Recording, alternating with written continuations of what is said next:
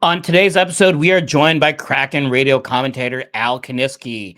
This was a great conversation that you won't want to miss coming up on Locked On Kraken.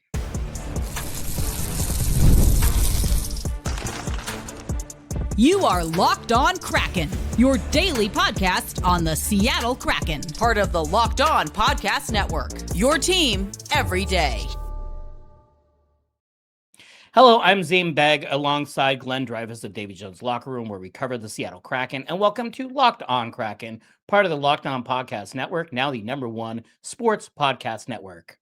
Today, we have Kraken Audio Network commentator Al Kinisky, who is a brilliant commentator and a really easygoing, genuine guy. So here is our conversation with Al. The Puget Sound Business Journal has called him corporate honcho by day, hockey maven by night. It's Kraken Audio Network color analyst Al Kinisky. Thanks so much, Al, for spending some of your Olympics downtime with us.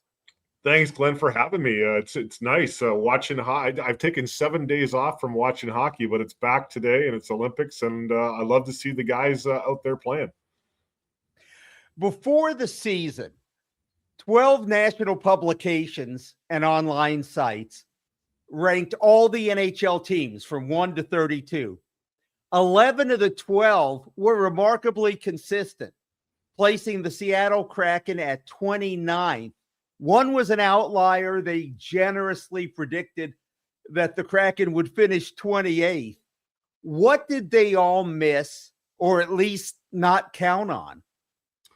Well, I think the biggest thing, Glenn, is they missed the effect of Lane Lambert and the system that he brought in. I think that after this team struggled last season with keeping pucks out of their own net and putting pucks in the net at the other end, you felt like maybe there was going to be more of the same, especially with not a lot of movement in the offseason, Mason Marchment being the biggest one coming in.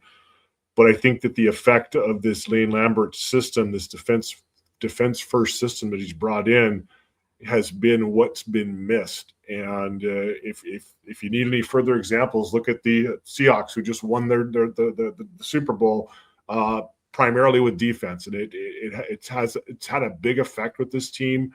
I think that initially, when you hear about defensive first systems, you think, well, this is going to be a team that sits back and waits for the other team to attack, and it's not the case. This team plays defense all over the ice with the intent of getting the puck back so they can score. And I think that's the biggest difference between that mindset of hanging back and playing defense versus attacking and playing defense, which is what this team does. Now, we heard similar things last year. We hear the words from the players. We hear the words from the coaches. They know what to do. They know to get pucks to the net and get pucks in deep, and they're all the platitudes. Yeah. But it seems like this year, those lessons have been internalized in a way that had not been internalized by previous teams. What are you seeing in the details and the little things that are making the difference between how they execute last year versus this season? Well, I think, Zane, it has a lot to do with the structure that Lane has put in place. Yeah, maybe it's based on what he's had success with, but I think it's also working with the hand you're dealt. And the hand that this team has been dealt is they don't have a superstar. They don't have somebody that, a Nathan McKinnon that can put the game on their back. But what they do have is hard work. What they do have are strong defensively minded players. What they do have is strong goaltending. And I've said it before that I'll repeat again here, which is this team has success when they can keep the goals against at 2, at 3.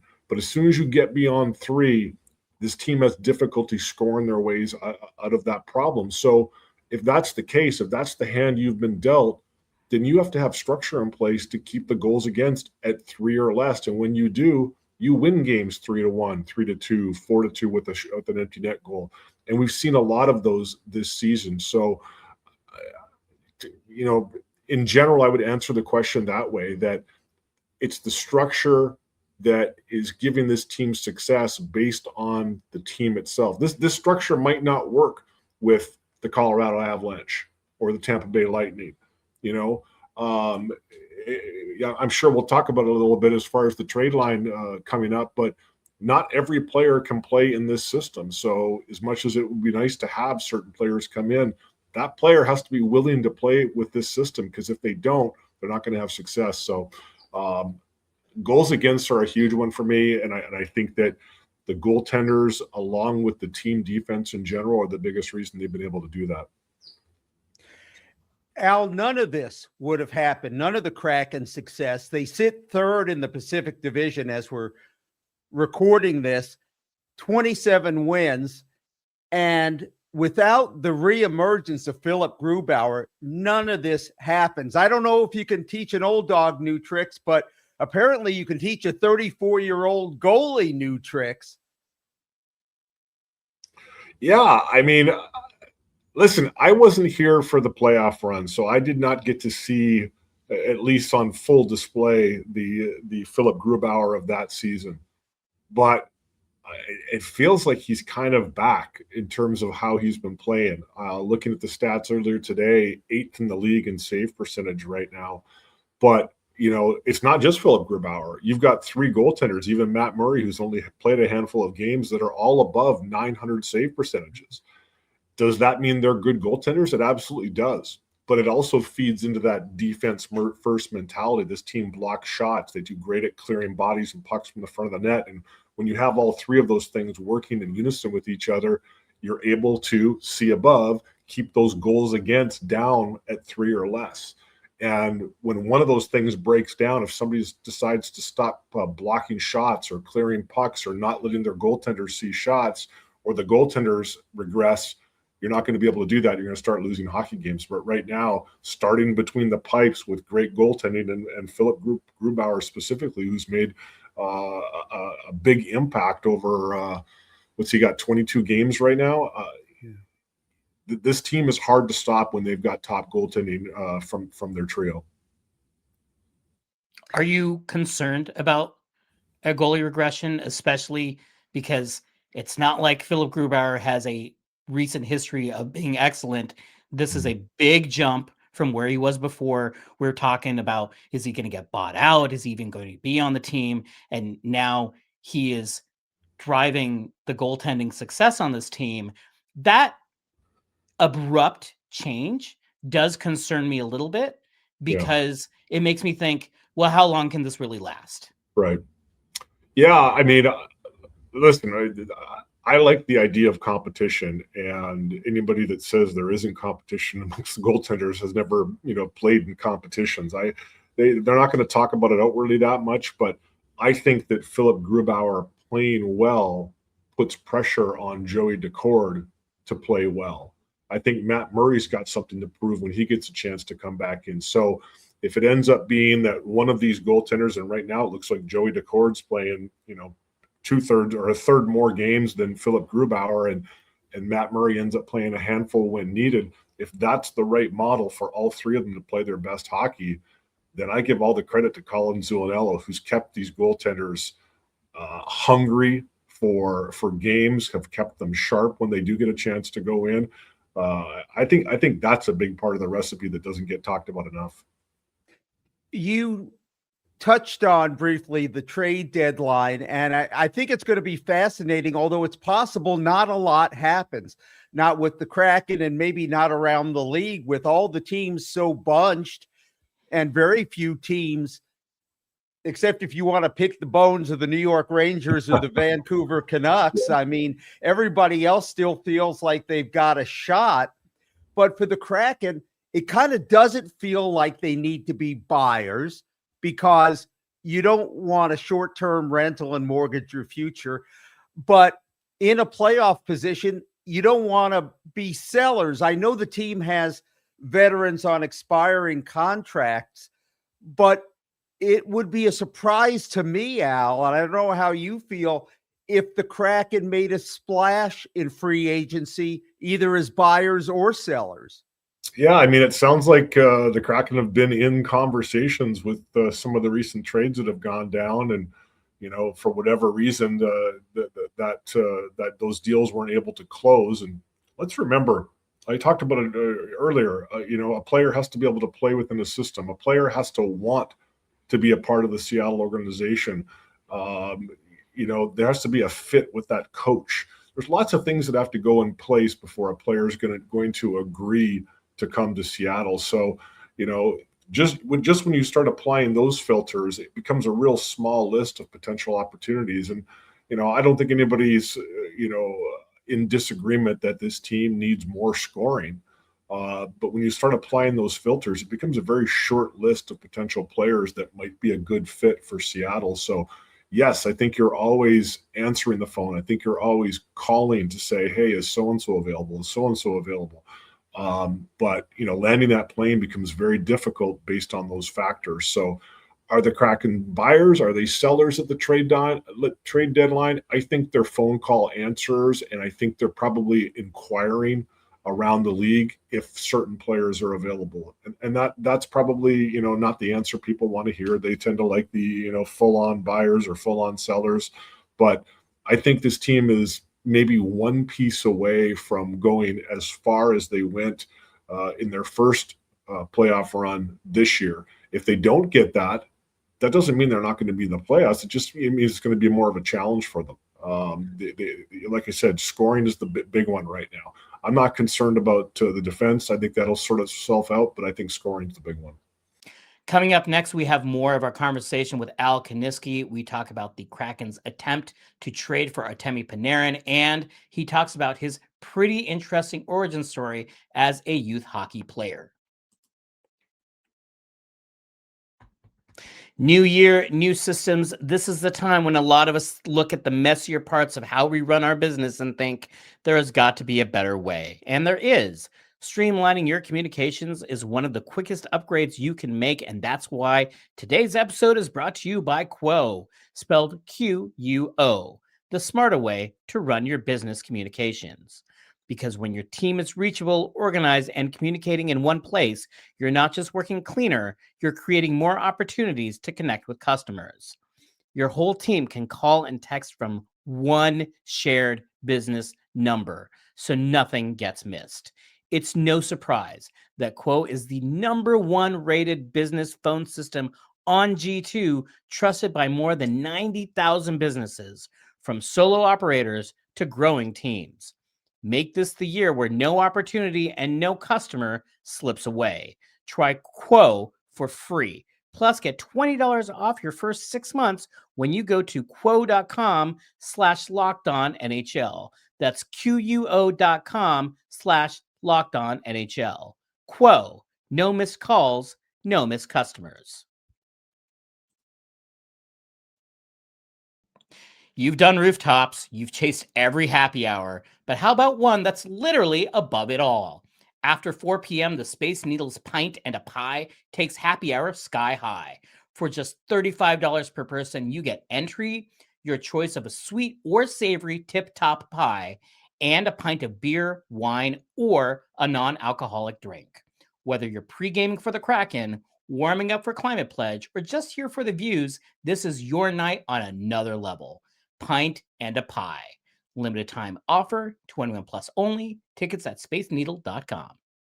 Thank you for making Locked On Kraken part of your daily listening routine, and thank you for making Locked On the #1 sports podcast network. And if you haven't already, please go check out our new Everydayer Club. This gives you access to an ad-free audio feed for Locked On Kraken wherever you get your podcasts, and you also get an invite to the members-only Locked On Everydayer Club Discord server, which includes a group chat just for listeners of this show. Go to lockedonpodcast.com/everydayer or tap the link in the show notes to learn more. What was your reaction to the reports that Artemi Panarin was offered a contract in the $14 million a year range if he agreed to come here? What do you think that says about the Kraken front office? And what did you think about Panarin as the player to go after? Yeah, I thought he would have been a good ad. Again, assuming all of the rest is true, which is he wanted to be in Seattle, he wanted to play under Lane Lambert. If all that's true, I think he would have been a great ad. But I think it's also a reminder that when these decisions are made, it's not just about money, because it sounds like the Kraken were offering him more than he ended up getting from LA. It's about, where do I want to be? Where does my family want to be? This might be the last big move of my career. And that has to factor into it. Very different than maybe somebody that's in their mid or later 20s that doesn't have a family. It might just be about the money at that point. Where can I make the most? But there are other people in the room that you've got to discuss that choice with, as I personally know. And it's not just about the dollars. Looking at the Kraken, are there players who might not be a great fit for Lane Lambert, who would have been in a better system under Dan Bylsma, plays a very different style of hockey? But I look at the opposite with Ryan Winterton, who seems like a perfect fit for the Lane Lambert system and is a force multiplier and has supercharged his game.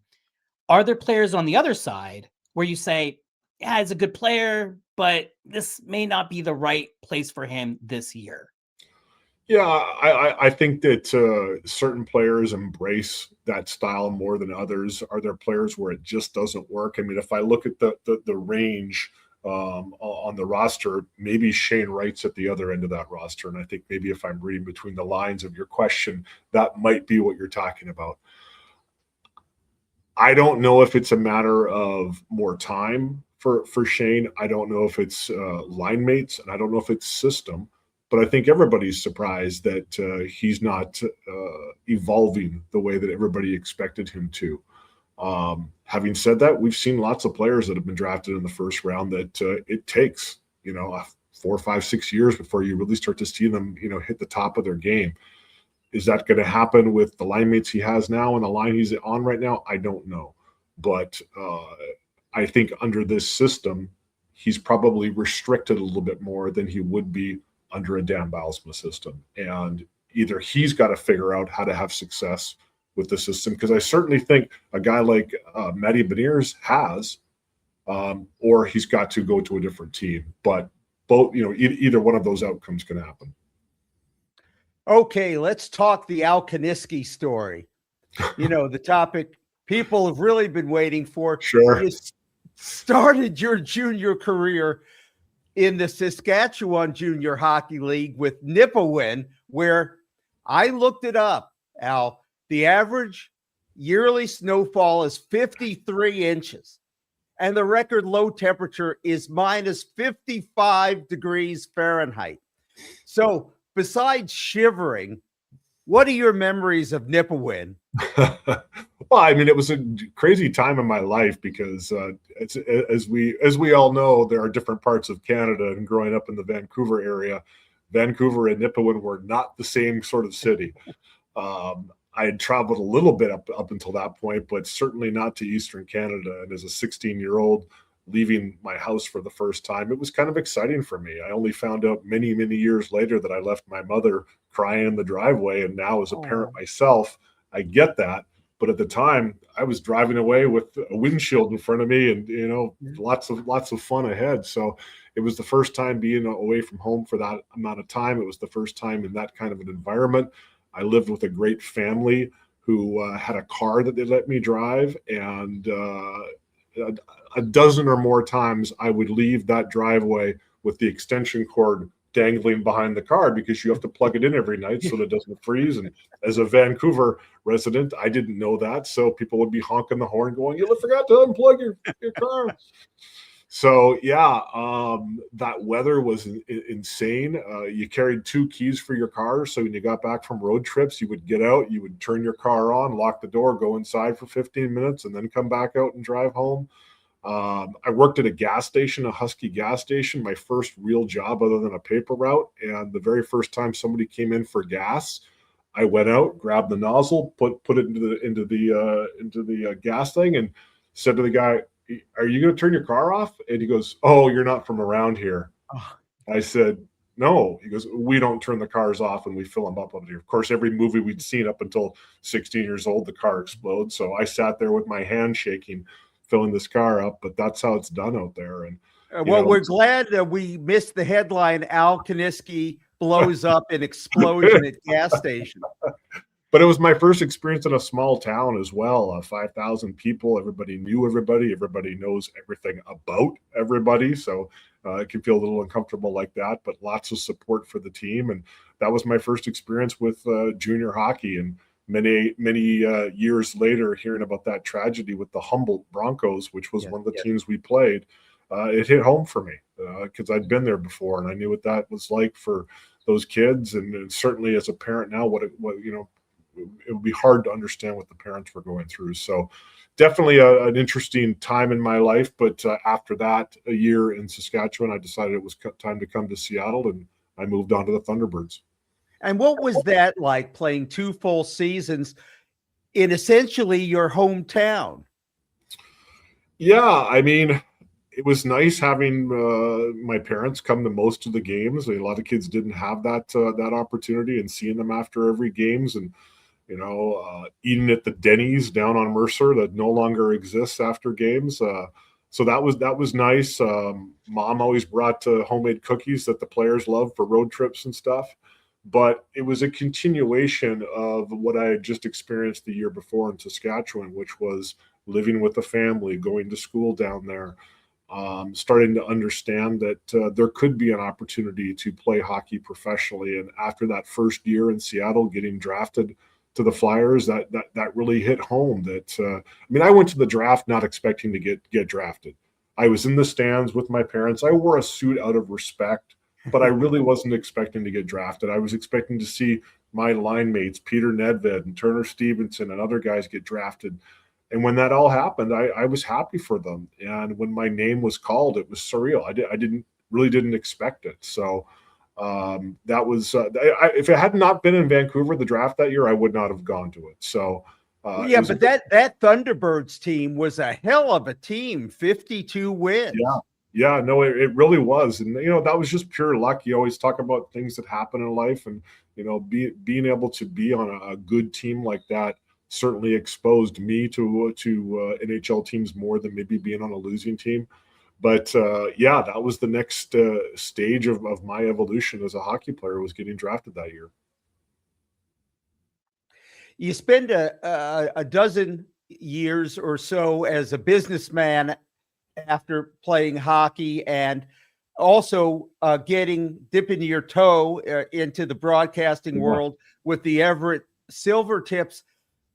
This intrigued me. You joined Kraken Radio in 2023, and you thought the offer was a prank. I did. I had a multi-decade business career at tech companies, and one of the people that worked for me said, "Hey, the Everett Silvertips are looking for a color guy. Do you want to do it?" And I was like, I have a job. And he goes, no, they'll let you do the home games, or if you want to travel down to Portland or up to Vancouver, whatever. So, 2 or 3 times a week at 4 o'clock, I would leave the office, drive up there, and work alongside of a handful of different play-by-play people over a 10-year period as a paid hobby, with no expectations that anything would ever come from it. And when the Kraken first came to town, this would have been 5 years ago, I thought I should probably put my name in. I've got some experience. I've got some background in hockey. I'm based here. And I reached out via LinkedIn and a few other sources, and just never heard anything. And so I continued on with my corporate career. And it was the summer 3 years ago where I got a call from Rich Moore from iHeartMedia. And he introduced himself as Rich from iHeartMedia, and his second sentence was, "I hear you're interested in the color analyst role for the Seattle Kraken." And I said, "How'd you get my number?" And I think it put him on his back heel a little bit. He was like, "Oh, well, we thought you were interested." And I had no idea about how the whole thing worked. Like I said, with the Silvertips, I would show up. I'd go to the green room, I'd get my media packet, make some notes, put the cans on, and talk hockey for 2.5 hours.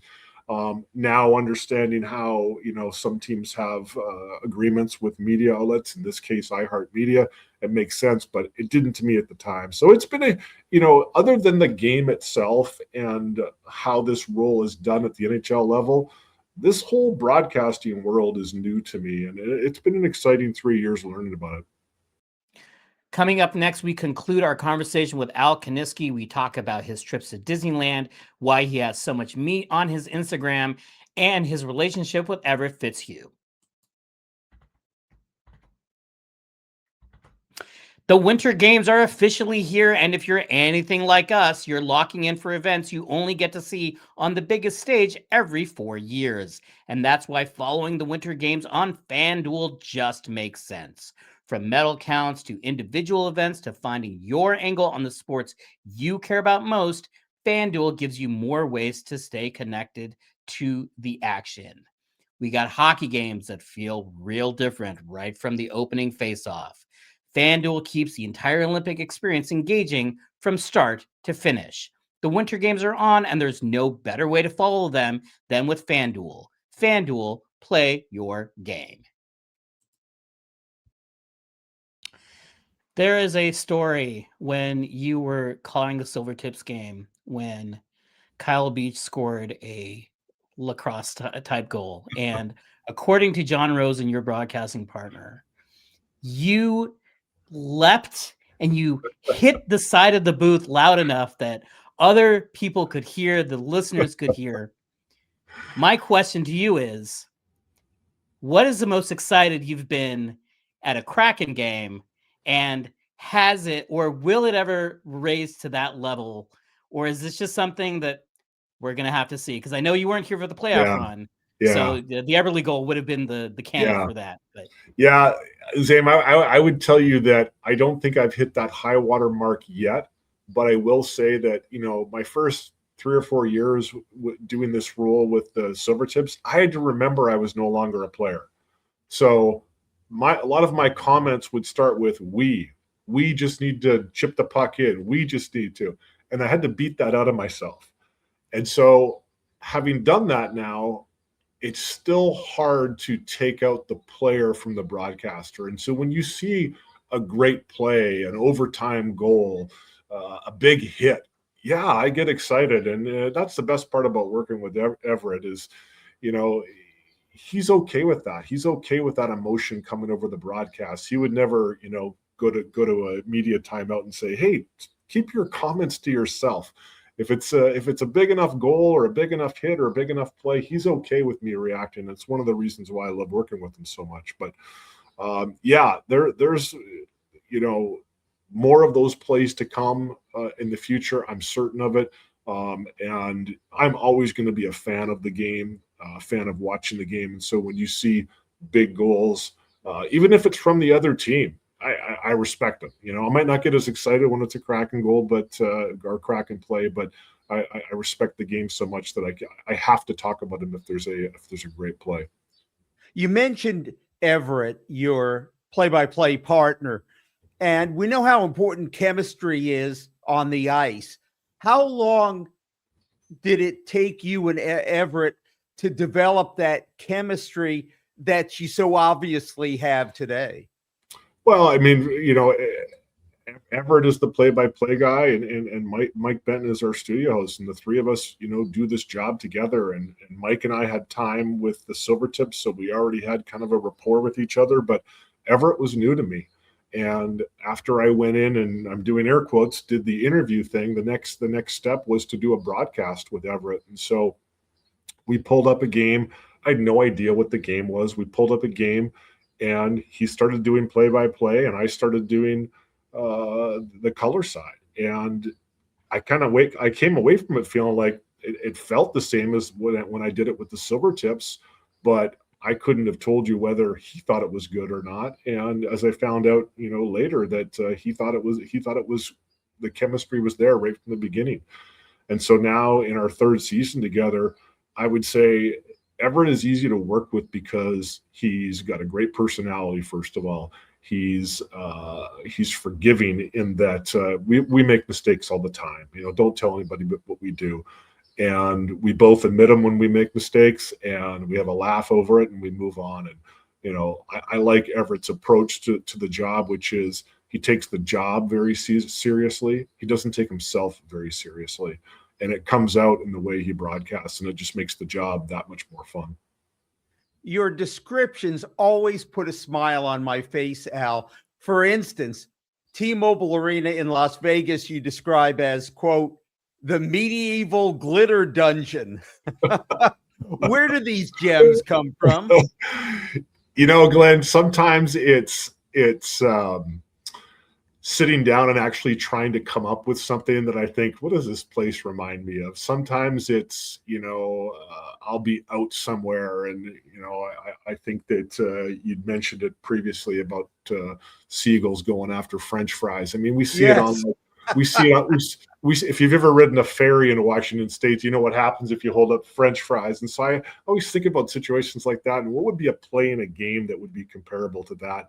And so, sometimes, and again, I don't spend my days and nights doing this, but sometimes I see stuff and go, that's a good one there. I'm going to make a mental note of that one. And sometimes it comes out in my writings or my broadcast.